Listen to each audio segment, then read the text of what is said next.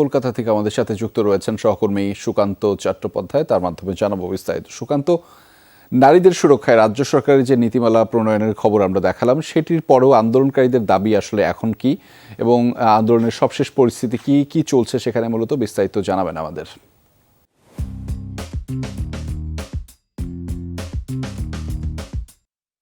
প্রথম দিনে পড়লো এই পশ্চিমবঙ্গের ছাত্র আন্দোলন, এবং গত এই 5 দিন 6 দিনে এই আন্দোলন কিন্তু গোটা ভারতবর্ষ এবং ভারতবর্ষের বাইরেও কিন্তু সেই আন্দোলন চলছে এবং প্রতীকী প্রতিবাদ কিন্তু চলছে।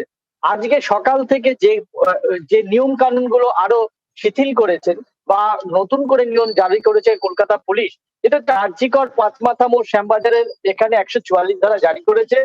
এই জারির কারণ তারা যদিও বলেনি, কিন্তু এই জারিকে তারা কিন্তু ছাত্র সমাজ ভালো চোখে নেয়নি। তারা কিন্তু এই যে 144 ধারা, সেই ধারাকে অমান্য করেই তারা মিছিল করবে এবং সমস্ত কলকাতা সরকারি মেডিকেল কলেজের হাসপাতালের ছাত্রছাত্রীরা বিকেল ভারতীয় সময় 5টার সময় তারা জড়ো হবেন এবং তারা মিছিল করবেন পুলিশের বিরুদ্ধে মূলত।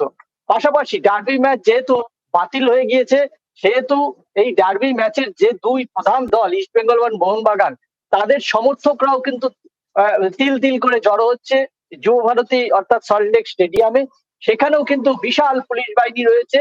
সন্ধ্যার দিকে হয়তো কলকাতায় একটা বড় অঘটনের সম্ভাবনা থাকতে পারে, কারণ যারা প্রতিবাদী তাদেরকে আটকালে বা তাদের উপরে লাঠিচার্জ করলে সেক্ষেত্রে কিন্তু এই যে আন্দোলন আরো তীব্র থেকে তীব্রতর হতে পারে।